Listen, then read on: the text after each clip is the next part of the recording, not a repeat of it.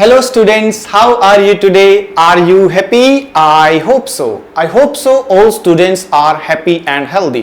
Students, मैं कपिल गिरधर आप सभी स्टूडेंट्स का रेडियन लर्निंग यूट्यूब चैनल पर स्वागत करता हूं और ये उम्मीद करता हूं कि ये जो यूट्यूब चैनल है आपके एग्जाम के लिए बहुत बहुत बेनिफिशियल होगा। आप सभी स्टूडेंट डेडिकेटली इस पे बहुत अच्छे से सभी वीडियोस को देखेंगे, सभी लेक्चर्स को देखेंगे ताकि आपको अच्छे से बेनिफिट मिल पाए। स्टूडेंट्स, आपको जानकर ये बहुत खुशी होगी कि हम सभी ने मिलकर के आपके लिए एक कोर्स को ऑर्गेनाइज किया है और उस कोर्स का नाम जो रखा गया है वह रखा गया अभिनंदन बैच। अभिनंदन बैच का थीम जो रखा गया है वो रखा गया है कि 79 दिनों की तैयारी, सरकारी नौकरी होगी तुम्हारी। इस थीम को पूरा करने के लिए आप सभी स्टूडेंट्स और हम सभी टीचर्स मिलकर पूरे डेडिकेटली परफॉर्मेंस देंगे और आपको इसका रिजल्ट जरूर दिखाई देगा जो कि आपके एसएससी सीजीएल 2023 एग्जाम में बिल्कुल आपके लिए वर्क करेगा और आपका एग्जाम उम्मीद करते हैं कि क्रैक इस साल जरूर हो जाएगा। तो मेरे प्यारे स्टूडेंट्स, मैं कपिल गिरधर आप सभी को इंग्लिश लैंग्वेज पढ़ाऊंगा और आप बाकी सभी टीचर्स से वन बाय वन करके मिलेंगे।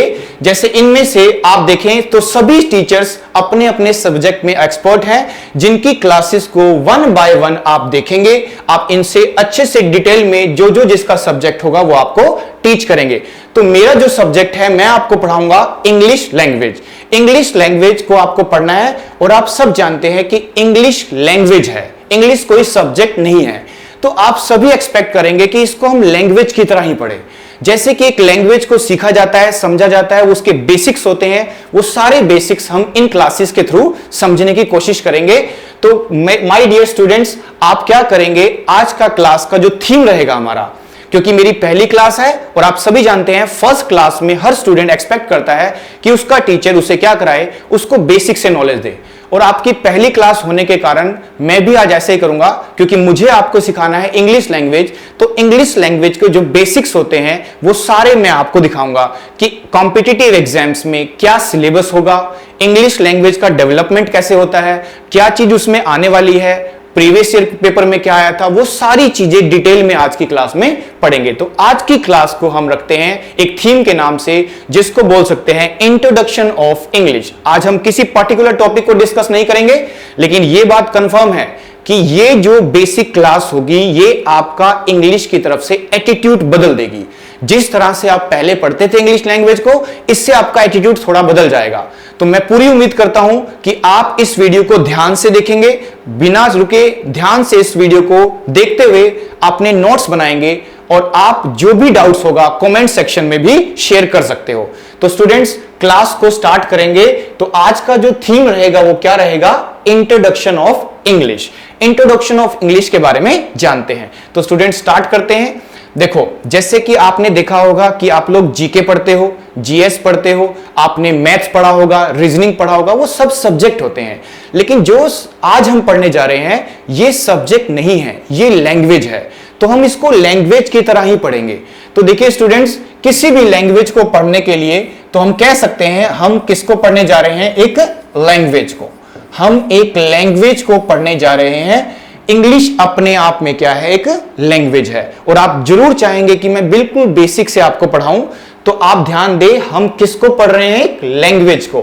और लैंग्वेज को सीखने के लिए प्यारे स्टूडेंट सबसे पहली नीड होती है कि कोई भी लैंग्वेज जब सीखी जाती है तो उससे पहली नीड क्या होती है कि हमें उसकी साउंड्स का पता होना चाहिए। सोचो, अगर साउंड ही नहीं है तो डेफिनेटली आप लोग लैंग्वेज को नहीं सीख पाओगे। तो सबसे पहली जरूरत हमारे लिए क्या रहेगी, हम इसमें लैंग्वेज को सीखेंगे। और आप समझे कि लैंग्वेज को सीखने के लिए ग्रामरियंस जिन्होंने ग्रामर के रूल्स बनाए हैं उन्होंने कुछ सिंबल्स दिए हैं। साउंड को रिप्रेजेंट करने के लिए कुछ सिंबल्स होते हैं और उन सिंबल्स को एक नाम दिया जाता है अल्फाबेट। उसको नाम दिया जाता है अल्फाबेट। तो साउंड को रिप्रेजेंट करने के लिए क्या लिखा जाता है, अल्फाबेट। तो आप मुझे स्टूडेंट्स बताइए कि आपके हिसाब से इंग्लिश लैंग्वेज में कितने अल्फाबेट्स होते हैं। आपको कमेंट सेक्शन में बताना है ये बात।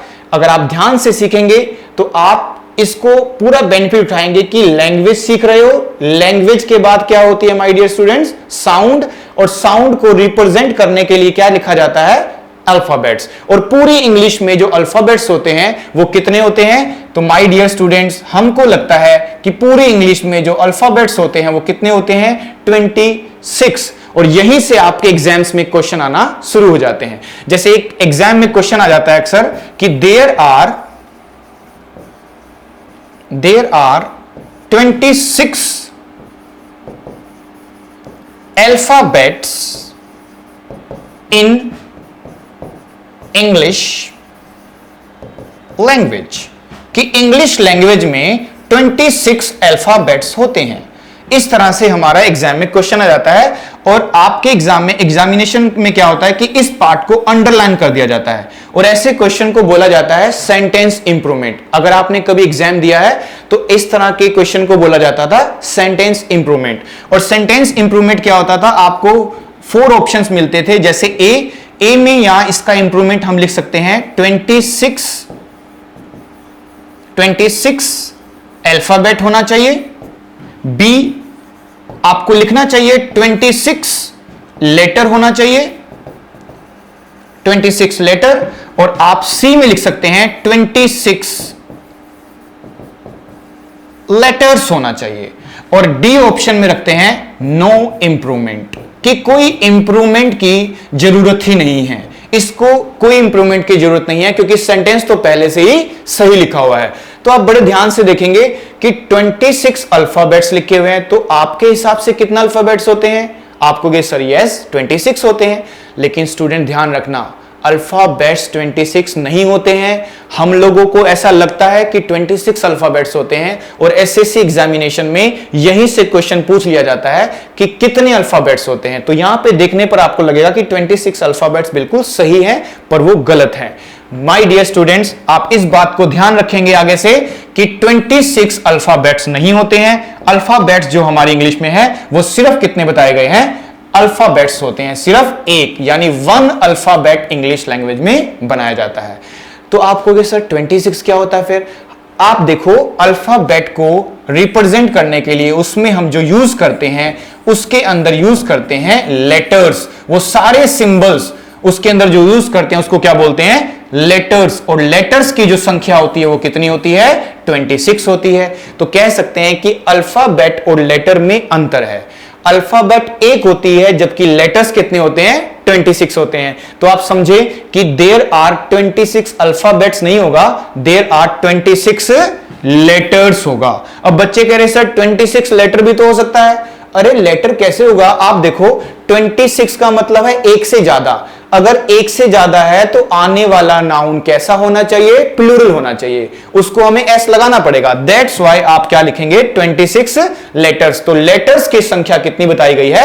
26। जबकि अल्फाबेट क्या होता है? 1। आप इसको प्रैक्टिकली ध्यान से समझो तो आपने सभी ध्यान दिया हो कि आप लोग क्या करते हैं। देखो ए से लेके पूरे जेड तक, ए से लेके जेड तक जो सीरीज ऑफ लेटर्स होती है, जो सीरीज ऑफ लेटर्स होती है, तो इस सीरीज ऑफ लेटर्स को ही ग्रामेटिकली क्या नाम दिया गया है? इसको नाम दिया गया है अल्फाबेट। यानी इसके अंदर जो हम देखते थे कि 26 क्या निकलते थे? लेटर्स होते थे। इसके अंदर 26 क्या होते हैं? लेटर्स। तो कह सकते हैं ए से लेके Z a series of letters. Letters की इस पूरी सीरीज को क्या बोलते हैं? हम इस सीरीज को बोलते हैं अल्फाबेट। ये नाम है सिर्फ और इसको आप याद करो हिंदी में क्या बोलते थे? हाँ, आप हिंदी में इसको बोलते थे वर्णमाला। वेरी गुड, इसको बोला जाता था वर्णमाला। यानी 26 लेटर्स के ग्रुप को एक नाम दिया गया था अल्फाबेट्स, जिसको हिंदी में बोला जाता था वर्णमाला, जो कि कितनी है? एक है। हाँ, उसके अंदर लेटर कितने होते हैं? 26। इसीलिए आप ध्यान रखें कि जो चीज एक है उसको एस नहीं लगाया जाता। जबकि एग्जामिनेशन में आप देखोगे तो अल्फाबेट्स को क्या लिखा जाता है? अल्फाबेट्स, जो कि गलत है क्योंकि वो एक है तो एस भी नहीं लगाएंगे और 26 तो है ही नहीं। 26 तो क्या होते हैं? इसके अंदर लेटर्स होते हैं। अब स्टूडेंट जानना चाहेंगे, इस बात को हम समझते हैं कि लैंग्वेज में साउंड चाहिए।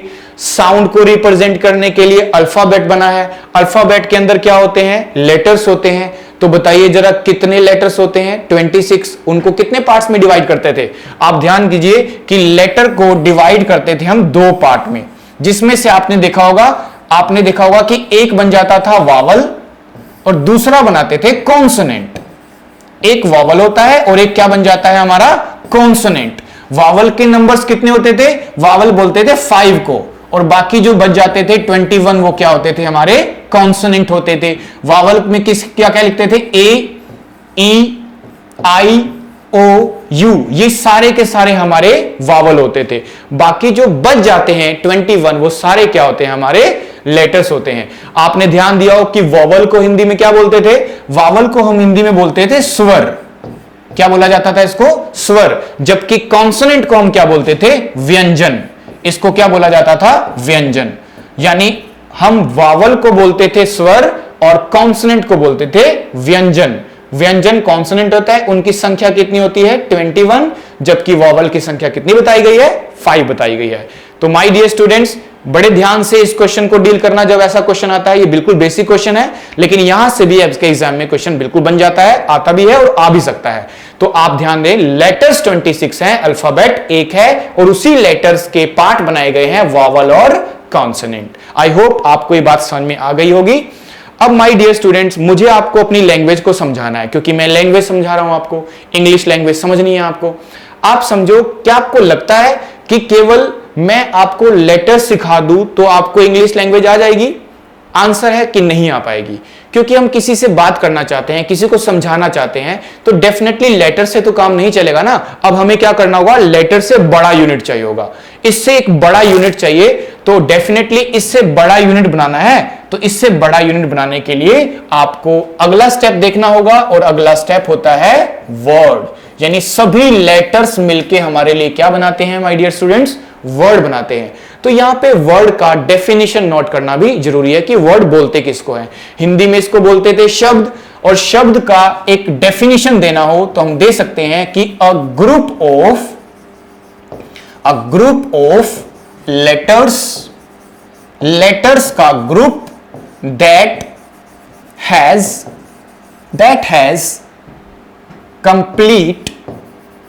हैज कंप्लीट सेंस और मीनिंग। यानी आप कह सकते हैं कि group of letters that has complete sense और मीनिंग। लेटर्स का वो ग्रुप, अक्षरों का वो समूह, वो ग्रुप जो कि कंप्लीट सेंस दे या कंप्लीट मीनिंग दे, उसको क्या बोल दिया जाता है, वर्ड बोल दिया जाता है। या ये भी बोल सकते हैं the right combination of vowel and consonant. Consonant और वॉवल का सही कॉम्बिनेशन आपके लिए क्या बन जाता है माय डियर स्टूडेंट्स, आप सभी के लिए बन जाता है, वो वर्ड बन जाता है। ठीक है स्टूडेंट्स, तो ये इसका डेफिनेशन है। आप सभी से मैं क्वेश्चन जानना चाहूंगा, आपसे मैं पूछना चाहता हूं कि आप मुझे बताइए कि आप लोगों के हिसाब से, आप स्टूडेंट्स के हिसाब से वर्ड के कितने टाइप्स होते हैं, कितने तरह के वर्ड्स पढ़ते हैं आप लोग। अब आप लोग बोलोगे सर बहुत सारे वर्ड्स होते हैं, नंबरलेस हैं, असंख्य हैं, वो उसका तो कोई लिमिट ही नहीं है, बहुत सारे वर्ड्स हैं। लेकिन ध्यान देना स्टूडेंट्स, आपको कैटेगराइज करना है कि उसकी कितनी कैटेगरी है। तो वर्ड को जब मैं पढ़ता हूं तो मुझे वर्ड के कितने टाइप हैं, कितनी कैटेगरी बन सकती है, वो सारी पता होनी चाहिए। तो एज अ स्टूडेंट आपको पता होना चाहिए कि वर्ड का जो पहला स्टेप बनाया गया है, तो पहला स्टेप जिसको हम किस नाम से जानते थे माय डियर स्टूडेंट, उसको जानते थे हम नाउन के नाम से। अब बच्चों को लगता था नाउन तो एक टॉपिक होता है सर। अरे टॉपिक नहीं है भाई, ये इसको टॉपिक नहीं बोलते हैं, ये वर्ड है। पर इतने सारे वर्ड्स हैं कि उसको सीखना पड़ता है कि आप मिस यूज ना कर लो उसको, इसीलिए हमें पढ़ना पड़ता है। लेकिन वर्ड का सबसे पहला टाइप क्या होता है हमारे पास, नाउन होता है। और आप सब जानते हो नाउन किसको बोलते हैं, नाउन को हिंदी में बोलते थे संज्ञा, हिंदी में बोलते थे संज्ञा। और आप समझो इंग्लिश में इसको बोलते थे नेमिंग वर्ड। देखो स्टूडेंट्स, आज की क्लास में हम सब जितने भी आपके टॉपिक साथ में आएंगे उनका थोड़ा थोड़ा ब्रीफ इंट्रोडक्शन करेंगे, सो दैट कि बाद में इनको डिटेल में भी पढ़ना है हमको। लेकिन जैसे मुझे नाउन को समझाना है तो मैं बिल्कुल सिंपलेस्ट वे में अगर सिखाना चाहूं आपको ब्रीफ में, तो मैं कह सकता हूं कि noun is a naming word. Noun क्या होता है, नेमिंग वर्ड होता है। तो नाउन को क्या बोला जाता है, नेमिंग वर्ड। सर किसका नाम होता है, तो नेमिंग वर्ड ऑफ एनीथिंग, किसी भी चीज के नाम को हम क्या बोल देते हैं, नाउन बोलते हैं। तो याद करो, वो आप जब करते थे पर्सन प्लेस थिंग, व्यक्ति वस्तु स्थान, यानी हर चीज के नाम को क्या बोला आपने, नाउन बोला। तो noun is a naming word of everything, हर चीज के नाम को क्या बोला जाता है माय डियर स्टूडेंट्स? नाउन बोला जाता है।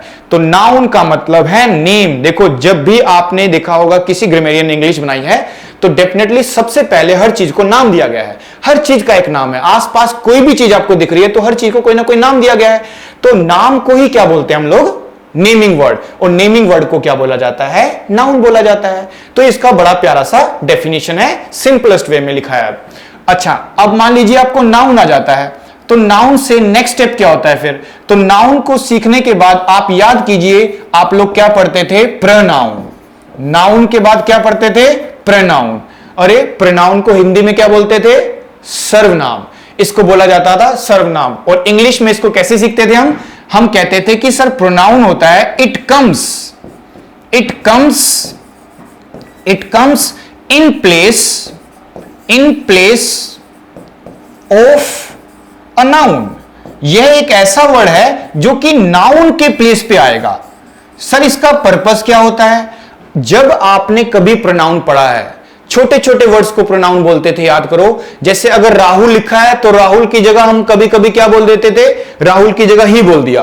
किसी गर्ल का नाम था तो शी बोल दिया। नॉन लिविंग था तो इट बोल दिया। एक से ज्यादा थे तो आपने दे देम बोल दिया। तो ये सब वर्ड क्या होते थे? इन छोटे छोटे वर्ड्स को क्या बोला जाता था? प्रोनाउन बोला जाता था। और इनको यूज कब करते थे? It comes in place of a noun. ये नाउन के साथ नहीं आता। आपको लगेगा कि नाउन के साथ आएगा, नाउन के साथ नहीं आता कभी प्रोनाउन। नाउन की जगह पे आता है ये। नाउन की जगह पे हम क्या यूज करते हैं? प्रोनाउन यूज करते हैं। तो कह सकते हैं कि इसका मोटिव, इसका फंक्शन क्या होता है? ये रिपीटिशन को अवॉइड करता है। सोचो बार बार राहुल बोल रहे हो आप, तो क्या अच्छा लगेगा पढ़ने में? नहीं लगेगा ना। तो बार बार राहुल लिखने से अच्छा है पहली बार राहुल लिखो, लेकिन दोबारा कभी अगर राहुल लिखोगे तो आप उसकी जगह पे प्रोनाउन लिखो, या तो ही लिखो या हिम लिखो, अकॉर्डिंग टू द सेंटेंस। जैसा सेंटेंस का सेंस होगा उसके हिसाब से। तो कह सकते हैं कि it comes in place of a noun for avoiding the repetition of a noun. Noun के रिपीटिशन को रोकता है ये। आपको जब भी मैं डिटेल में सिखाऊंगा तो आपने देखा, आप देखोगे कि हर जगह पे जब जब मुझे लगेगा कि नाउन को रिपीट किया जा रहा है तो डेफिनेटली मैं आपको क्या सिखा दूंगा वहां पे? प्रोनाउन। आप ध्यान रखें, noun can not be repeated in the same line. एक लाइन में किसी नाउन को रिपीट नहीं करते हम उसकी जगह पे क्या यूज कर लेते हैं? प्रोनाउन यूज करते हैं। तो कह सकते हैं नाउन नेमिंग वर्ड है और उसको रिप्लेस करने वाला वर्ड क्या होता है? हमारा प्रोनाउन होता है। ठीक है स्टूडेंट्स, इसको अभी थोड़ा ब्रीफ में बता रहा हूं। आगे की आपको की पूरी जर्नी पूरी करनी है आज की क्लास में हमें। ये आपकी इंट्रोडक्शन ऑफ इंग्लिश क्लास है, तो थोड़ा थोड़ा इंट्रोडक्शन के बारे में लेंगे और यही आप आगे जाके आपके सिलेबस का पार्ट बनेंगे। ठीक है स्टूडेंट्स, तो नेक्स्ट थर्ड नंबर पे आता है माय स्टूडेंट्स। थर्ड नंबर पे आपने देखा होगा एक टॉपिक का नाम होता है जिसको बोलते थे एडजेक्टिव।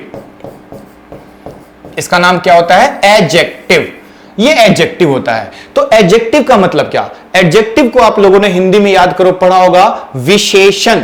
विशेषण का मतलब सर, विशेषण का मतलब होता है विशेषता बताना, क्वालिटी बताना, गुण बताना, अवगुण बताना। यानी जब कभी भी आपको लगे कि कोई ऐसा वर्ड यूज कर रहे हो आप जो कि क्वालिटी बता रहा है, किसी का गुण अवगुण बता रहा है, तो आप उसको क्या बोल सकते हो? एडजेक्टिव। ध्यान रखें, इसमें एडजेक्टिव होता है, डी नहीं बोलते हैं, एडजेक्टिव नहीं होता है, क्योंकि इसमें डी साइलेंट होता है। तो इसका प्रोनाउंसिएशन होता है एडजेक्टिव। एडजेक्टिव नहीं बोलते हैं इसको, एडजेक्टिव। तो ये जो एडजेक्टिव होता है, विशेषण होता है, ये किसके लिए काम करता है? तो माय डियर स्टूडेंट ध्यान रखें, ये काम करता है हमारे नाउन के लिए, ये काम करता है प्रोनाउन के लिए। तो कहीं ना कहीं एडजेक्टिव का जो फंक्शन है वो किसके लिए बना हुआ है? नाउन और प्रोनाउन के लिए। नाउन और प्रोनाउन को डिस्क्राइब करने वाला वर्ड, उसको मॉडिफाई करने वाला वर्ड, उसको क्वालिफाई करने वाला वर्ड क्या होता है? हमारा एडजेक्टिव। या सिंपल लैंग्वेज में अगर मैं आपको बताऊं तो ऐसा दुनिया का कोई भी वर्ड जो कि नाउन से पहले आएगा वो उसका क्या बन जाएगा? एडजेक्टिव। चाहे दिखने में एडजेक्टिव लगे चाहे ना लगे, इट डजंट मैटर, उससे कोई फर्क नहीं पड़ता। हो सकता है कोई अलग टाइप का एडजेक्टिव दिखाई दे आपको। मैं आपको एग्जांपल दिखाता हूं, आपको समझ में आएगी बात। देखो, एक तो मैं लिख रहा हूं आपके लिए she is intelligent. She is intelligent. तो माय डियर स्टूडेंट्स, मुझे आप बताएं अब कि शी इज इंटेलिजेंट लिखा हुआ है, तो ये जो इंटेलिजेंट है ये क्या है? क्या ये नाउन है, क्या ये क्वालिटी गुण अवगुण है? आप स्टूडेंट्स कहेंगे सर ये तो क्वालिटी है। आप मुझे बताओ अगर ये क्वालिटी है तो ये किसके लिए यूज किया है मैंने? आप कहेंगे सर ये आपने शी के लिए यूज किया है। तो शी नाउन है कि प्रोनाउन है? आप कहेंगे सर ये तो प्रोनाउन है। तो कह सकते हैं कि एडजेक्टिव किसके लिए फंक्शन कर सकता है? प्रोनाउन। जब ये प्रोनाउन के लिए फंक्शन करता है तो ये हमेशा प्रोनाउन के बाद आता है। तो कह सकते हैं ये इंटेलिजेंट मैंने किसके लिए यूज किया है? शी के लिए। इसीलिए इसको बोला जाएगा एडजेक्टिव। ये हमारा क्या बन गया? एडजेक्टिव बन गया। इंटेलिजेंट एक क्वालिटी है, एक गुण है, इसीलिए इसको बोलते हैं एडजेक्टिव। फिर से ट्राई करते हैं। देखो मुझे लिखना है यहां पे बॉयज, बॉयज लिख दिया मैंने। अब मैं इस बॉयज के रिस्पेक्ट में कुछ वर्ड्स यूज करता हूं। जैसे मैंने यूज कर लिया इधर बॉय, सॉरी इधर। अब इधर है तो डेफिनेटली हम लोग क्या करेंगे? इस एस को नहीं लिखते हैं, इस एस को नहीं लिखते हैं, तो बॉय लिख देते हैं। तो इधर बॉय, फिर लिखता हूं दिस बॉय, फिर लिखता हूं ब्लैक बॉय, इंटेलिजेंट बॉय, ठीक है। आप देखो इधर boy, this boy, black boy, intelligent boy, और एक लिखता हूं मैं आपके लिए वन बॉय, वन बॉय। देखो ये सारे के सारे वर्ड्स ध्यान दो, ये सारे के सारे वर्ड्स जितने भी मैंने लिखे हैं ना, वो मैंने किसके रिस्पेक्ट में लिखे हैं? बॉय के रिस्पेक्ट में। अगर मैंने बॉय के रिस्पेक्ट में लिखा है तो आप समझो बॉय एक नाउन है, क्योंकि किसी पर्सन को बोलते हैं ये, और पर्सन मतलब नाउन। नाउन से पहले आने वाला वर्ड चाहे दिखने में लगे चाहे ना लगे, वो क्या होता है? एडजेक्टिव होता है। अब इनमें से कुछ को आप एडजेक्टिव मान लोगे, कुछ को नहीं मानोगे। कब मानोगे? जब डिटेल में पढ़ोगे आप। इसके टाइप्स होते हैं। तो देखो इंटेलिजेंट को शायद आप मान लो क्योंकि आपको एक क्वालिटी दिख रही है, लेकिन आप इधर को, दिस को, इनको नहीं मानोगे। लेकिन आप ध्यान देना, क्योंकि मैं इसको नाउन के साथ लिख रहा हूं, इसीलिए क्या माना जाएगा? एडजेक्टिव माना जाएगा। इधर boy, this boy, black boy, intelligent boy और वन बॉय, ये सब के सब क्या माने जाएंगे? एडजेक्टिव माने जाएंगे। तो कह सकते हैं ना कि एक एडजेक्टिव क्या करता है? नाउन और प्रोनाउन दोनों के बारे में विशेषता बताता है, उसको मॉडिफाई करता है, उसको क्वालिफाई करता है, उसको डिस्क्राइब करता है, या सिंपल अर्थों में कह सकते हैं कि नाउन के मीनिंग को ऐड कर देता है। अरे मैं बॉय बोल रहा था तो मीनिंग तो तब भी आ रहा था, लेकिन आप समझो मैंने लिखा इधर बॉय तो थोड़ा मीनिंग और आ गया। इधर बॉय का मतलब होता है दो में से कोई एक बॉय। दिस बॉय बोला मैंने, दिस का मतलब मैं इंडिकेट कर रहा हूं कि ये वाला बॉय। मैंने लिखा ब्लैक बॉय, मैं उसका कलर बता रहा हूं। इंटेलिजेंट बॉय, उसकी क्वालिटी बता रहा हूं। वन बॉय, मैंने उसकी संख्या बताई कि वो एक है।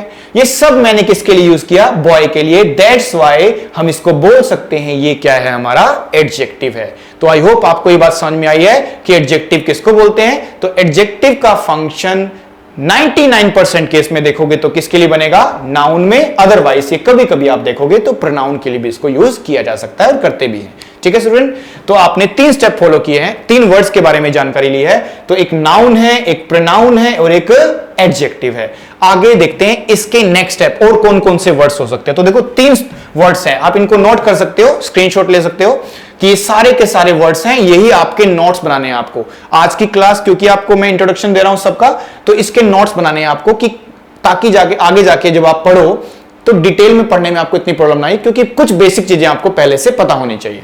ठीक है स्टूडेंट्स, चलो अब नेक्स्ट देखते हैं। तो नेक्स्ट स्टूडेंट्स, इससे नेक्स्ट वर्ड लेते हैं। अब नेक्स्ट वर्ड को हम यूज करते हैं जिसको बोलते थे प्रीपोजिशन। 4th नंबर पे आता है आपका जिसको बोलते हैं प्रीपोजिशन। प्रीपोजिशन क्या होता है?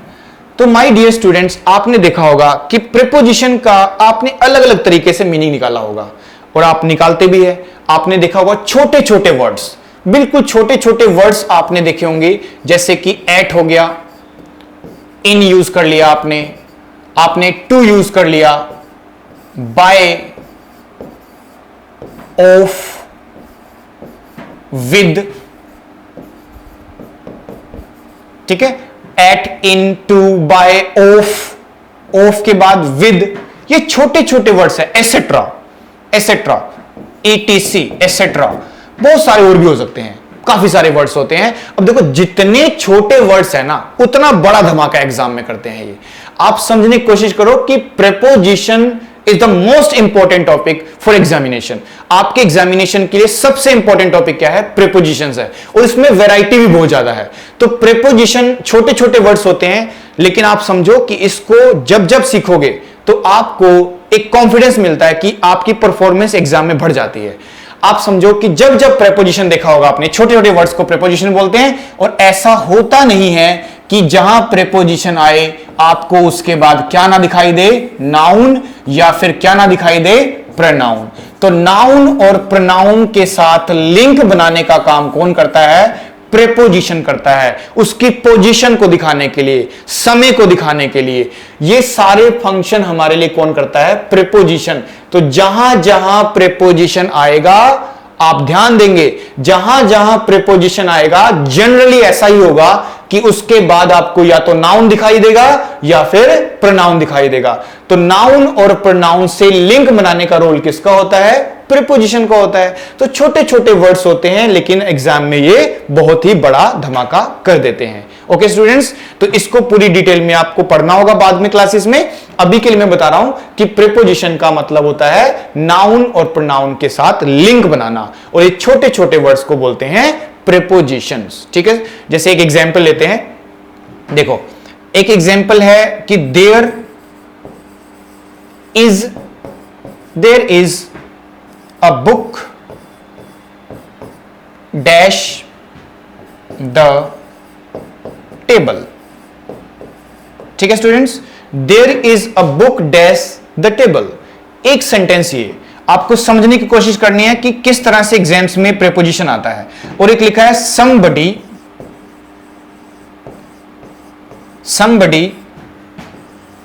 entered dash माई रूम। और आप सभी स्टूडेंट्स कमेंट सेक्शन में इन सब के आंसर दे सकते हैं कि कौन कौन से प्रीपोजिशन आप यूज करेंगे। तो देखो, पार्टिसिपेट तो आपको करना ही है, आपको इन क्लासेस को ऐसे ही पढ़ना है जैसे आप लोग ऑफलाइन में पढ़ते थे। जब हम भी आपको इसी तरह से पढ़ाने की कोशिश कर रहे हैं जैसे आप ऑफलाइन में पढ़ते थे या पढ़ रहे हो, तो आपको ध्यान रखना है कि आपको भी वैसे ही पढ़ना है। कमेंट सेक्शन में आपको आंसर देने चाहिए, और आप ध्यान दें कि ये सभी को नोट्स भी बनाने हैं आपको। जैसे लिखा है there is a book dash the table, somebody entered dash my room. और एक थर्ड क्वेश्चन है, आप लिखेंगे she was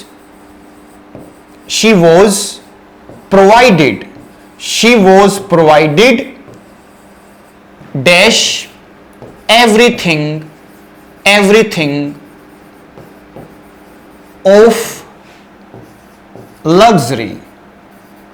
everything of luxury। She was provided dash everything of luxury। तो माय डियर स्टूडेंट्स, आप बड़े ध्यान से इन तीनों क्वेश्चन के आंसर करेंगे प्रीपोजिशन के, तो देखेंगे आप अपने मन में जो आपने नोटबुक पे लिखा है, आप देखें कि देयर इज अ बुक। तो इस बुक को हम देखें तो ये किसके साथ लिंक बना रही है? टेबल के साथ।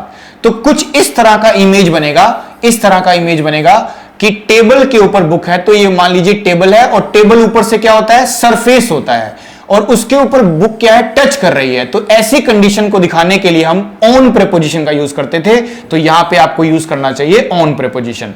तो ये एक ऐसा प्रीपोजिशन है जिसको बेसिक प्रीपोजिशन बोलते हैं, जिसमें हमें थोड़ा पिक्चर माइंड में बनता है, जिसके थ्रू हम समझ पाते हैं कि ऑन लगाना है, इन लगाना है, कि इनटू लगाना है, वो सारी बातें। ठीक है, somebody entered dash my room. इसका आंसर बहुत इंटरेस्टिंग होगा आप सबके लिए। आप सभी स्टूडेंट जिन्होंने पहले प्रीपोजिशन पढ़ा है, डेफिनेटली इसका आंसर क्या दोगे? इन नहीं, इनटू। आप इनटू दोगे, मुझे पता है आप इनटू दोगे, क्योंकि आप देखोगे कि एंटर का मतलब होता है बाहर से अंदर आना, और जब बाहर से अंदर कोई आता है तो डेफिनेटली उसमें क्या होता है? मोशन होता है। अगर हम कभी भी मोशन कर रहे हैं और कहीं गहराई वाली चीज में जा रहे हैं, तो डेफिनेटली हमारे मन में एक प्रीपोजिशन बन जाता है इनटू। आप सभी इसमें क्या लगाएंगे? इनटू। और आपको जानकर बहुत खुशी होगी कि ये क्वेश्चन, ये जो आंसर है, ये आपका गलत है। इसमें इनटू नहीं आएगा।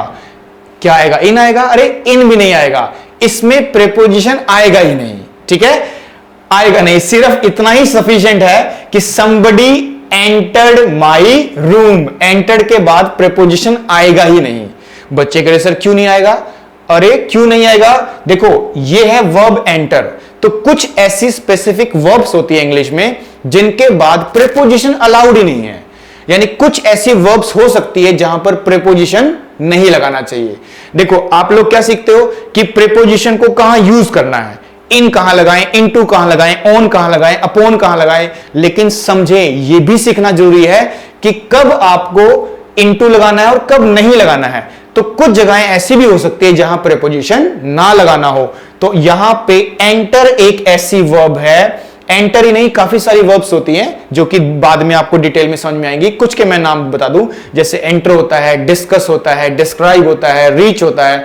तो ऐसी ऐसी वर्ब्स के साथ हम प्रेपोजिशन लगाते ही नहीं है, अलाउड ही नहीं करते ग्रामरियंस, इसीलिए आप यहां पे प्रेपोजिशन नहीं लगाएंगे। अब इसको पढ़ते हैं। She was provided dash everything of luxury. आप इसका आंसर क्या करेंगे? देखो डेफिनेटली इसमें थोड़ा स्ट्रगल करोगे आप लोग, थोड़ा बहुत स्ट्रगल हो सकता है। कुछ बच्चे आंसर दे भी दें, हो सकता है कुछ बच्चे स्ट्रगल करें। आप ध्यान देना, देखो इसमें तो आपका लिंक बन गया होगा, मुझे ऐसा लगता है इसमें आपका लिंक बन गया होगा। इसमें लिंक बना होगा ये वाला जो मैंने ऊपर दिखाया आपको कि सरफेस के ऊपर टच कर रहा है। इसमें लिंक बना था कि कोई गहराई वाली चीज में जा रहा है जो चारों तरफ से कवर्ड है, तो इनटू ही लगाना चाहिए, जबकि मैंने बोला कि एंटर के साथ प्रेपोजिशन लगाना नहीं है। लेकिन यहां मुझे लगता है आपका कोई लिंक नहीं बना होगा। कैसे नहीं बनेगा सर? देखो यहां पे कोई लिंक नहीं बन रहा है, लेकिन यहां पे याद कीजिए बुक्स में लिखा भी होता है जिसको बोलते थे एडवांस प्रेपोजिशन। एडवांस प्रेपोजिशन का मतलब होता है फिक्स्ड प्रेपोजिशन, जिसमें हम ये देखते हैं कि इस स्पेसिफिक वर्ड के साथ ये स्पेसिफिक प्रेपोजिशन ही यूज करेंगे। तो जैसे प्रोवाइडेड लिखा है ना, तो प्रोवाइडेड के साथ एक फिक्स प्रेपोजिशन यूज करते हैं और उस फिक्स प्रेपोजिशन का नाम होता है विद। इसका इतना ज्यादा रीजन लॉजिक नहीं बनता, सिर्फ इसको याद करते हैं हम। जैसे लिसन के साथ आपने ध्यान दिया हो तो हम क्या यूज कर लेते हैं? टू यूज कर लेते हैं। अवेल, लाभ उठाना एक वर्ब होती है जिसके साथ हम क्या यूज कर लेते हैं? Avail of. ऐसे ही प्रोवाइड के साथ क्या लगाना चाहिए? हमें विद लगाना चाहिए। तो इसको बोलते हैं फिक्स प्रेपोजिशन।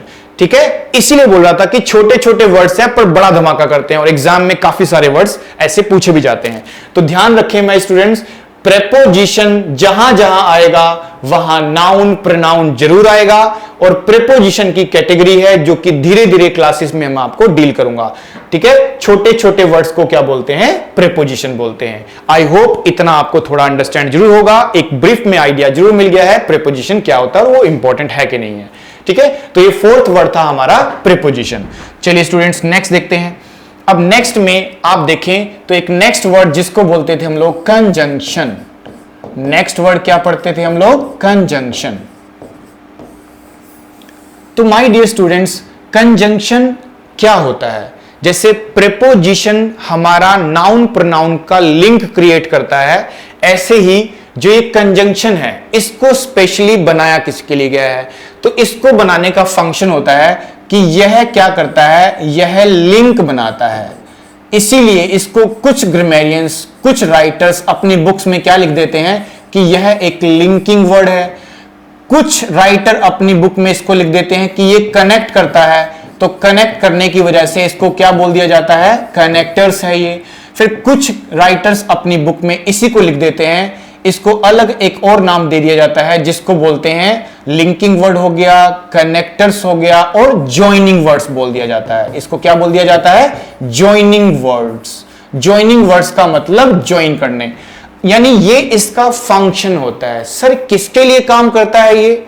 सर ये काम किसके लिए करता है? तो आप ध्यान दें, ये हमेशा आप दें कंजंक्शन हमेशा एक वर्ड, एक फ्रेज, फ्रेज मतलब वर्ड से बड़ा स्टेप होता है, वर्ड, फ्रेज, क्लोज। क्लोज क्या होता है? सेंटेंस की तरह होता है। और एक होता है आपका सेंटेंस।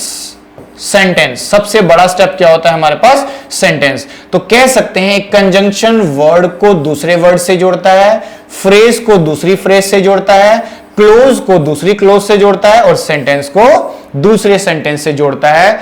तो कहीं ना कहीं इसीलिए बोला जाता है ज्वाइनिंग वर्ड, क्योंकि ये जोड़ने का काम करता है, तोड़ने का काम नहीं करता, ये जोड़ने का काम करता है। जोड़ता किस किस को है? वर्ड को जोड़ता है, फ्रेज को जोड़ता है, क्लोज को जोड़ता है, सेंटेंस को जोड़ता है। अब ये क्लोज और सेंटेंस तो ऑलमोस्ट एक जैसे ही होते हैं, इसको सेंटेंस सीधे सीधे बोल सकते हो आप लोग। वर्ड का मतलब एक सिंगल वर्ड होता है, फ्रेज का मतलब होता है ग्रुप ऑफ वर्ड्स, एक से ज्यादा वर्ड्स भी हो सकते हैं, तो ये जोड़ने का काम करता है। और क्लोज का मतलब होता है सेंटेंस की तरह, उपवाक्य बोलते हैं हिंदी में इसको, ठीक है। ये पार्ट ऑफ सेंटेंस होता है, ठीक है। तो कह सकते हैं ना कि कंजंक्शन का काम क्या है, जोड़ना है।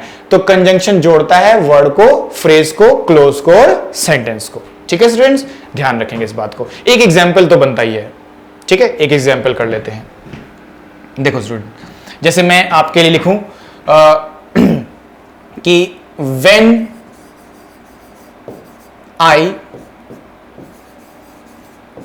when I got up,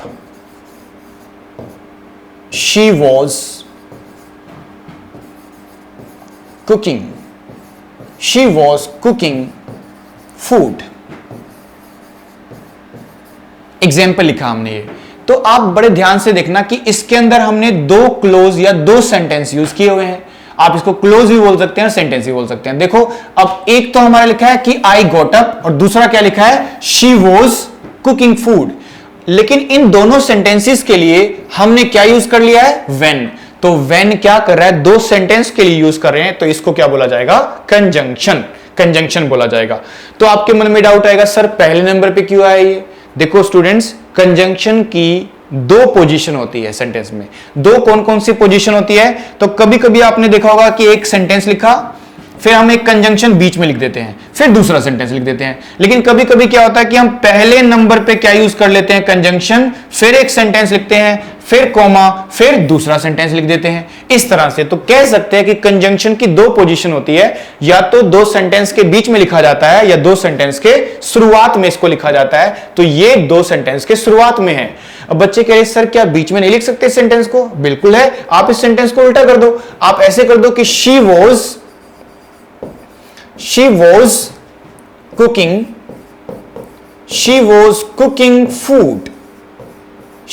cooking food when I got up।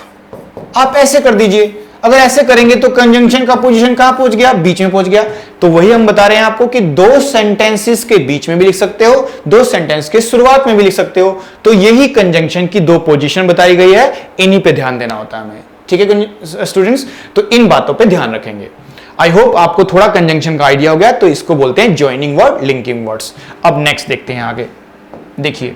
तो नेक्स्ट स्टेप अब देखते हैं कि नेक्स्ट वर्ड क्या है। तो जैसे कि आपने 5 वर्ड्स पढ़ लिए हैं, आपने पढ़ लिया है नाउन, प्रोनाउन, और आपने पढ़ लिया है एडजेक्टिव, और उसके बाद पढ़ा है प्रीपोजिशन, प्रीपोजिशन के बाद कंजंक्शन। Very good. और अब हम 6 नंबर पे नेक्स्ट स्टेप देखते हैं, और नेक्स्ट स्टेप में हम लिखते हैं वर्ब। नेक्स्ट स्टेप हमारा क्या हो गया, वर्ब हो गया। अब देखिए वर्ब का रोल क्या है सेंटेंस में। तो जब भी आप वर्ब को देखते हैं तो हम हिंदी में क्या बोलते थे वर्ब को, आप लोग वर्ब को बोलते थे, मुझे ऐसा लगता है क्रिया बोलते थे आप लोग, और क्रिया को हम बोलते हैं एक्शन। इसको क्या बोला जाता है, एक्शन बोला जाता है।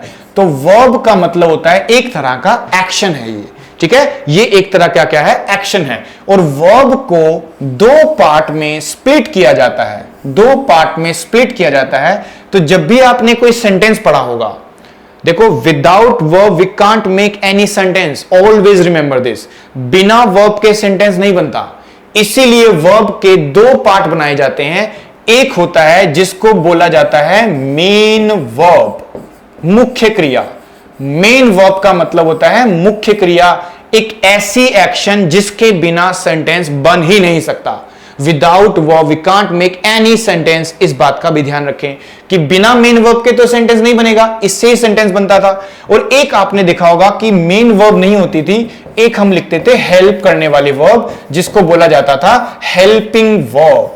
एक होती थी हमारी हेल्प करने वाली वर्ब, जिसको बोलते थे हेल्पिंग वर्ब। तो एक मेन वर्ब है और एक हमारी कौन सी वर्ब है, हेल्पिंग वर्ब है। अच्छा, मेन वर्ब किसको बोलते थे, याद करो। आप कुछ फॉर्म्स में याद करते थे इसको, आप इसको कुछ फॉर्म्स में याद करते थे। इसकी 4 फॉर्म्स पढ़ते थे हम लोग। V1 वर्ब की फर्स्ट फॉर्म, V2 वर्ब की सेकंड फॉर्म, V3 वर्ब की थर्ड फॉर्म, और एक पढ़ते थे V1 + ing यानी कि ऑन गोइंग वाली वर्ब, वर्ब प्लस आईएनजी। देखो एक वर्ब लिखा आपने गो, फर्स्ट फॉर्म हो गई, सेकंड फॉर्म क्या लिखेंगे आप लोग, वेंट, थर्ड फॉर्म क्या होती थी, गॉन, और एक लास्ट फॉर्म क्या होती थी, गो से बना हुआ वर्ड होता था, फर्स्ट फॉर्म को आईएनजी लगा के गोइंग। इसी तरह से काफी सारी वर्ब्स आपने याद की होंगी, जैसे catch, caught, caught, catching, do, did, done, doing, see, saw, seen, seeing. इस तरह से आपने चारों फॉर्म्स को याद किया होगा और ये चारों फॉर्म्स को बोलते हैं मेन वर्ब। बच्चे कह रहे सर कुछ बुक्स में 5 लिखी होती है। अरे भाई 5 लिखना है ठीक है, बुक्स में हो सकता है 5th फॉर्म लिखा हो जिसमें गो को लिखा हो गोज, टेक को लिखा हो टेक्स, लेकिन आप ध्यान रखना आप एक्स्ट्रा प्रेशर क्यों ले रहे हो। अरे वर्ब के अंदर एस लगाना टेंस का रोल होता है। जब आप प्रेजेंट इंडेफिनिट टेंस पढ़ते हो तब आपको कभी गो लगाना पड़ता है तो कभी गोज लगाना पड़ता है, उसको अलग से याद करने की क्या जरूरत है। तो आप ध्यान रखना आपको 4 ही फॉर्म याद करने, उसको याद करने की जरूरत नहीं है, उसको समझना पड़ता है प्रेजेंट इंडेफिनिट टेंस में। जब आप टेंस पढ़ोगे तो मैं पूरी डिटेल में आपको सिखा दूंगा, तो अभी के लिए आप 4 ही फॉर्म याद करा करो, 5वीं को याद करने की कोई जरूरत नहीं है। लिखी है बुक्स में, आप उसको लिख रहने दो, लेकिन आपको याद करना है सिर्फ कौन से को, 4 वर्ब्स को याद करना है। तो ये हमारी मेन वर्ब होती है। आगे देखते हैं, आगे क्या है हमारे पास, जिसको बोलते हैं helping verb. Sir helping verb क्या मतलब, अरे हेल्पिंग वर्ब का मतलब होता है जब आप क्या करते हो, हेल्प करने। देखो नाम में ही लिखा है हेल्प करना, हेल्प करने वाली, यानी जो मेन वर्ब को सपोर्ट करेगी, उसको हेल्प करेगी, उसको क्या बोल दिया जाता है, हेल्पिंग वर्ब्स। कितनी हेल्पिंग वर्ब्स होती है पूरी इंग्लिश लैंग्वेज में, कितनी हेल्पिंग वर्ब्स होती है ध्यान रखना। तो आप ध्यान रखें कि कितनी हेल्पिंग वर्ब्स, मैं सब लिख रहा हूं आपके सामने। तो पहली हेल्पिंग वर्ब जिसको बोला जाता है 3D। अरे सर 3D तो मूवी होती थी। अरे 3D भी एक वर्ब होती है, इसमें 3 D होते हैं, एक होता है डू, एक होता है डज और एक होता है डिड। यानी 3D का मतलब होता है 3D, डू, डज, डिड। तो पहली हेल्पिंग वर्ब जो होती है, जो हेल्प करने के लिए बनी होती है, उसको क्या बोलते हैं, डू, डज, डिड। देखो इसको प्रैक्टिकली क्यों यूज करना है, कैसे यूज करना है, ये हम बाद में सीखेंगे टेंसेस में, लेकिन अब की क्लास में आप समझ लो कि वर्ब होती कितनी है, ताकि आप थोड़ा याद करना शुरू कर दो, ताकि जब इनका टाइम आए तो आप इसको डिटेल में पढ़ पाओ। तो आज की क्लास में इसको समझाना नहीं है, इसको दिखाना है कि कितनी हेल्पिंग वर्ब होती है। तो एक होता है 3D, डू, डज और डिड, और एक माय डियर स्टूडेंट्स जो कि बनती है बी फैमिली से। एक 3D से बनता है तो एक बनता है बी फैमिली से। आप याद करो बी की फर्स्ट फॉर्म क्या लिखते थे आप लोग, बी की फर्स्ट फॉर्म आप लोग लिखते थे इज एम आर, और बी की सेकंड फॉर्म क्या लिखते थे, वॉज वर। तो इसीलिए यहां पे लिखा जा सकता है इज एम आर। तो बी की फर्स्ट फॉर्म क्या होती है, इज एम आर, बी की पास्ट फॉर्म क्या होती है, वोज वर, और यही हमारे लिए क्या बन जाती है, हेल्पिंग वर्ब। तो कह सकते हैं कि इज एम आर, वोज वर हमारी कौन सी फैमिली से आ गई, बी फैमिली से। Very good. आगे देखिए, आप देखिए आगे जो हमारी वर्ब आने वाली है वो कौन सी फैमिली से आएगी, हैव फैमिली से। तो हैव को हम कभी कभी क्या लिखते हैं, हैव, कभी लिखते हैं हैज, और कभी कभी उसी की पास्ट फॉर्म में क्या लिख देते हैं, हैड। तो हैज, हैव, हैड ये भी हमारी क्या मानी जाती है, हेल्पिंग वर्ब। तो एक 3D फैमिली से आई, एक बी फैमिली से आई और एक हैव फैमिली से आई। तो ये सभी हमारी क्या मानी जाती हैं, हेल्पिंग वर्ब्स। तो बताओ स्टूडेंट्स, इसके अलावा कोई हेल्पिंग वर्ब है तो बता दो। अगर आपको पता है तो आप जीनियस स्टूडेंट मानो जाओगे आज की क्लास के। तो आप कमेंट सेक्शन में अभी मुझे लगता है आपको बता देना चाहिए कोई हेल्पिंग वर्ब है, तो मैं थोड़ा वेट कर लेता हूं आपका। अगर आप बता पाए तो आप आज की क्लास के जीनियस स्टूडेंट हो, ठीक है। तो मैं पर्सनली अनाउंस करूंगा कि वो जीनियस स्टूडेंट है जिसने इसके अलावा कौन सी हेल्पिंग वर्ब होती है, जरा बताओ मुझे आप। हैं स्टूडेंट्स? तो do, does, did helping verb है, इज एम आर है, वॉज वर है, has, have, had helping verb है। इसके अलावा कोई हेल्पिंग वर्ब है सर? हाँ मैं बता देता हूं आपको। देखो ये तो हो गई हमारी हेल्पिंग वर्ब, लेकिन आपने मोडाल्स पढ़े होंगे जिसको मॉडल्स भी बोलते हैं। अरे मोडाल्स भी तो पढ़ते थे, तो मॉडल्स भी तो एक तरह की हेल्पिंग वर्ब भी होती है, उनको भी क्या बोला जा सकता है, हेल्पिंग वर्ब। उसमें सबसे ज्यादा आपको याद होगा विल और शैल। विल और शैल क्या होता है, एक मोडाल का रूप होता है। तो हम अब इसको मैं नेक्स्ट स्लाइड पे लिखता हूं आप सबके लिए, आप इसको नोट कर लेना। तो नेक्स्ट स्लाइड पे मैं मोडाल्स लिखता हूं, वो इसी का सेक्शन होगा, यानी हेल्पिंग वर्ब की कैटेगरी के अंदर ही उसको लिखना है आपने जब आप नोट्स बनाओगे। तो 3D, बी, हैव और आगे लिख रहा हूं मैं मोडाल्स वाला सेक्शन, ठीक है स्टूडेंट्स, देखिए तो मोडाल्स के सेक्शन को अब डील करते हैं। देखो अगर हमने किसी को बोल दिया कि ये एक मोडाल है, तो मोडाल की संख्या इंग्लिश में कितनी बताई जाती है? 13 मॉडल्स होते हैं। कुछ मॉडल्स को बनाया जाता है, लेकिन जो एक्चुअल में मॉडल्स होता है ना, वो कितने होते हैं? 13 मॉडल्स होते हैं। और सब के सब मॉडल का एक ही रूल बताया गया इंग्लिश में, जिसको बोलते हैं V1, यानी जहां जहां मॉडल आएगा उसके बाद हमेशा कौन सी फॉर्म आएगी?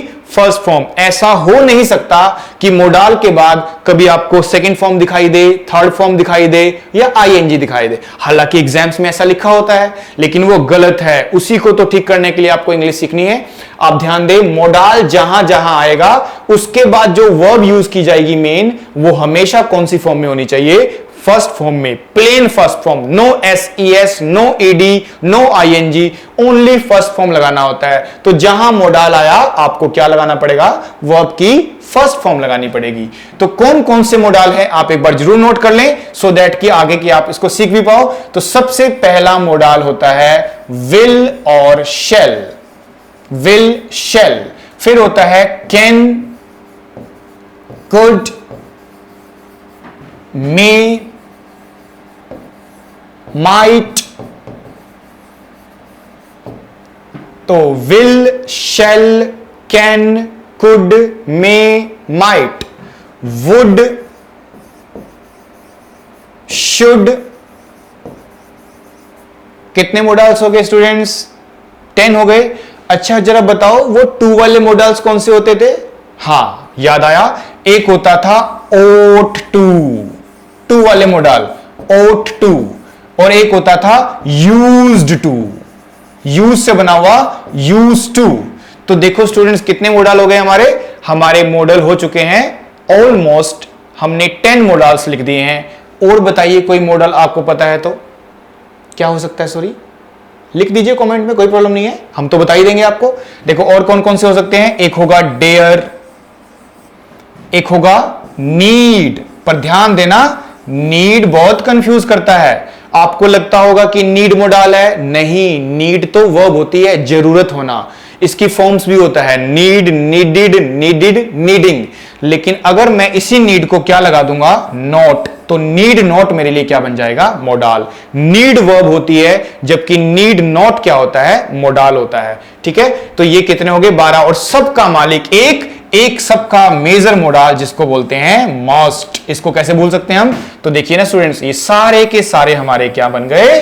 मॉडल। ये सब के सब मॉडल है। और मॉडल के बाद अगर आपको वर्ब लगानी है तो कौन सी लगाएंगे? हमेशा वर्ब की फर्स्ट फॉर्म। ऐसा हो नहीं सकता कि मॉडल के बाद कभी क्या दिखाई दे आपको? सेकंड फॉर्म या थर्ड फॉर्म। हमेशा फर्स्ट फॉर्म आएगी, विदाउट एस, विदाउट ईडी। ये ध्यान रखा, ठीक है? तो ये ध्यान रखें। तो ये मॉडल्स का सेक्शन है। आई होप आप समझ पाए हो। तो ये देखो, इसको ये मॉडल को ऐड कर लिया।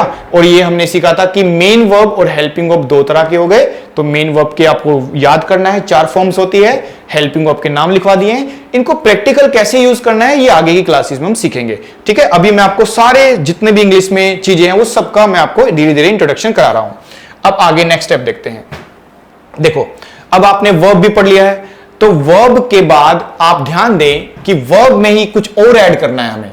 वर्ब में ऐड करने वाला पार्ट जिसको बोलते थे एडवर्ब। मान लीजिए आपको वर्ब की नॉलेज है, तो वर्ब के नेक्स्ट स्टेप जो बोलते थे उसको क्या बोला जाता था? एडवर्ब। एडवर्ब को हिंदी में क्या बोलते थे हम? इसको बोलते थे क्रिया विशेषण।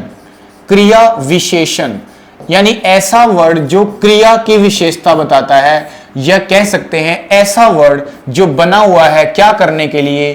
डिस्क्राइब करने के लिए, मॉडिफाई करने के लिए, क्वालिफाई करने के लिए।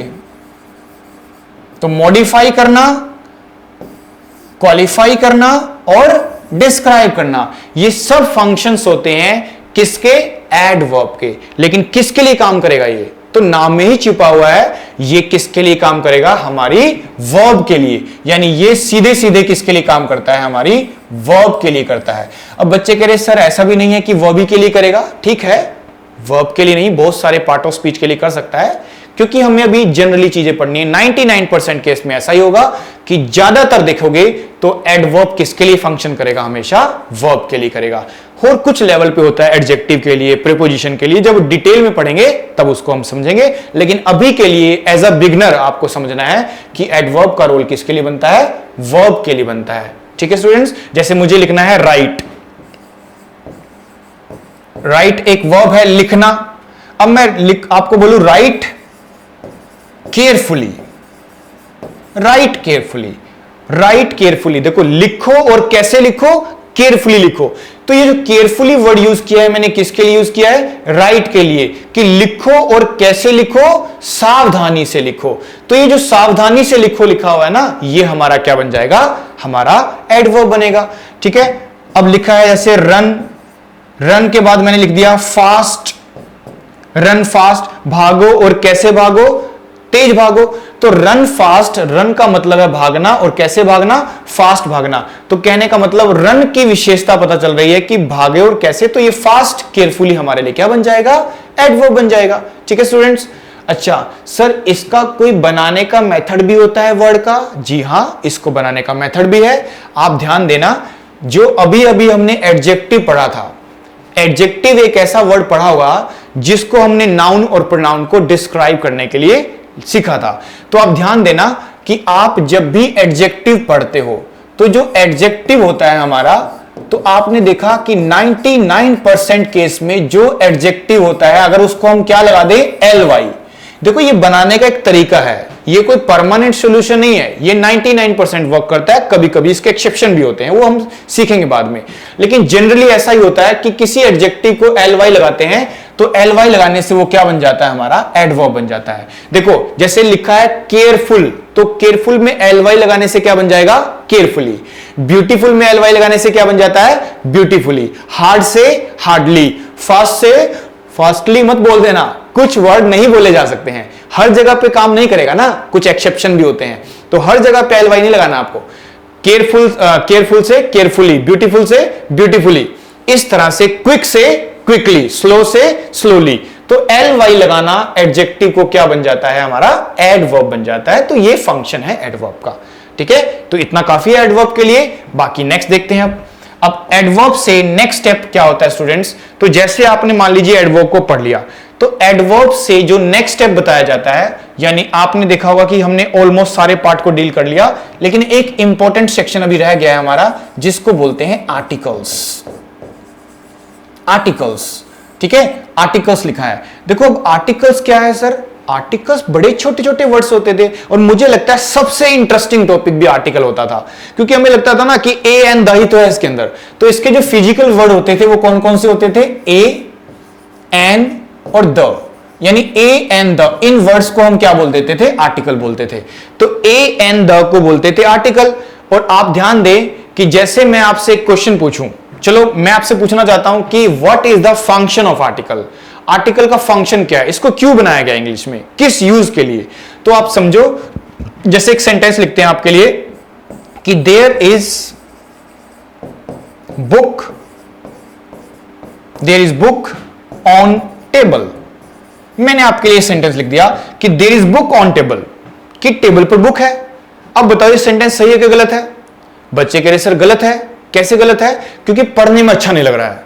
अच्छा नहीं है, देखो आपने ना इसमें दो नाउन यूज किए हैं, एक यूज किया है बुक और एक यूज किया है टेबल। देखो जहां जहां नाउन होगा, ध्यान से सुनना इस बात को, जहां जहां नाउन होगा वहां वहां आर्टिकल लगाना पड़ता है, ये रूल है। ठीक है, इन नाउन की रिस्पेक्ट में यहां पे क्या लगाना पड़ेगा, देयर इज अ बुक, और इस नाउन की रिस्पेक्ट में यहां पे क्या लगाना पड़ेगा, द। तो फाइनल आंसर होगा there is a book on the table. तो इसका सीधा सीधा लिंक बनता है कि जहां नाउन है वहां क्या आएगा, आर्टिकल आएगा, और जहां नाउन नहीं वहां आर्टिकल भी नहीं आता है। ठीक है, तो बुक की रिस्पेक्ट में ए लगा है, टेबल की रिस्पेक्ट में द। देखो ये बात की बातें हैं, जब डिटेल में पढ़ोगे कहां ए एन लगाना है और कहां द लगाना है, वो तो रूल्स की बातें हो जाएंगी। अभी हम फंक्शन समझ रहे हैं, कि जब आर्टिकल को आपने यूज किया तो आर्टिकल का सीधे सीधे लिंक किससे बनेगा? नाउन से। जहां नाउन है वहीं आर्टिकल है, और जहां नाउन नहीं है वहां आर्टिकल भी नहीं यूज करते हैं। जनरली ऐसा ही होता है। तो आर्टिकल का सीधा सीधा लिंक किससे बनेगा? नाउन से। चलो एक क्वेश्चन फिर से पूछता हूं मैं आपसे। एक सेंटेंस है कि she is dash intelligent. She is dash intelligent. आप सभी स्टूडेंट्स बताओ इसके अंदर क्या आर्टिकल यूज करोगे? और जिसने बताया वो जीनियस स्टूडेंट है। आप बता सकते हो, कमेंट सेक्शन में डाल देना। देखो, शी इज डैश इंटेलिजेंट, कि वह इंटेलिजेंट है। हम इसमें जनरली क्या लगाना पसंद करेंगे? क्योंकि हमने बेसिक इंग्लिश बहुत अच्छे से पढ़ी है, तो हम देखते थे कि वावल लिखा है यहां पे, तो वावल लिखते ही हम लोग यहां पे क्या यूज कर लेंगे? एन। क्या एन आना चाहिए? जी नहीं, एन लगाते ही गलत हो जाएगा। सर द लगा दो। अरे द भी नहीं आएगा। अरे इसमें तो नाउन ही नहीं है। देखो ना जरा, शी इज इंटेलिजेंट, तो इंटेलिजेंट तो क्वालिटी होती है, ये तो गुण है। इसका मतलब ये एडजेक्टिव है। अगर एडजेक्टिव है तो क्या आर्टिकल लगाया जाएगा? नहीं लगाया जाएगा, क्योंकि जहां नाउन नहीं वहां आर्टिकल भी नहीं आता है जनरली।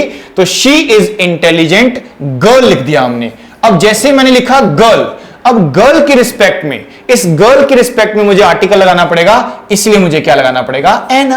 तो क्या बन गया? She is an intelligent girl. तो इससे बात समझ में आती है कि आर्टिकल ए एन दा हम सीखते थे जो, तो इसका सीधे सीधे लिंक किससे बनता है? नाउन से। जहां नाउन होगा वहां आर्टिकल आएगा। जैसे गर्ल को हटा दोगे तो आर्टिकल को भी हटाना पड़ेगा। तो ये इसका मेजर फंक्शन होता है। तो ध्यान दे स्टूडेंट्स, अभी तक की क्लास में आपने 8 तरह के वर्ड्स पढ़ लिए हैं। 8 तरह के वर्ड्स कौन कौन से होते हैं? 8 तरह के वर्ड्स होते हैं, जैसे कि noun, pronoun, adjective, preposition, conjunction, और आपने पढ़ा है एडवर्ब, वर्ब, और साथ में पढ़ लिया है आर्टिकल्स। तो ये 8 तरह के वर्ड्स पढ़ लिए हैं। एक होता है इंटरजेक्शन।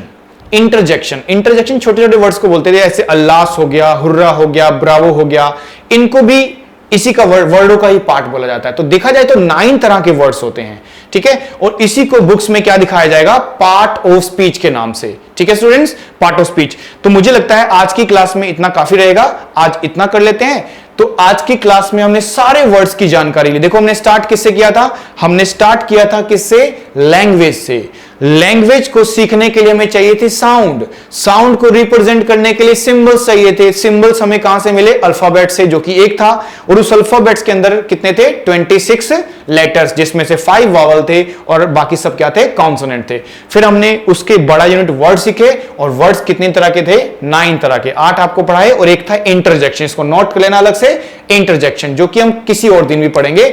वैसे उसका एग्जाम में लिंक नहीं बनता है, लेकिन रिपोर्टेड स्पीच में थोड़ा लिंक बनता है, जिसको हम रिपोर्टेड स्पीच में ही डील कर लेंगे, ठीक है स्टूडेंट्स। तो 9 तरह के वर्ड्स हैं। आज की क्लास में इतना करते हैं। अगर आपको वीडियो अच्छी लगती है तो आप इसको शेयर कीजिए और पूरी वीडियो देखिए। बिल्कुल ऑफलाइन की तरह ही आपको पढ़ना है, सो दैट कि आपके अंदर एक अंतर महसूस हो कि जो आपने कोचिंग ली थी कहीं से भी और आज यहां पे पढ़ रहे हो, तो कुछ बेनिफिट्स आपको दिख रहे हैं कि नहीं दिख रहे हैं स्टूडेंट्स। तो good bye, see you in the next video. फिर मिलते हैं।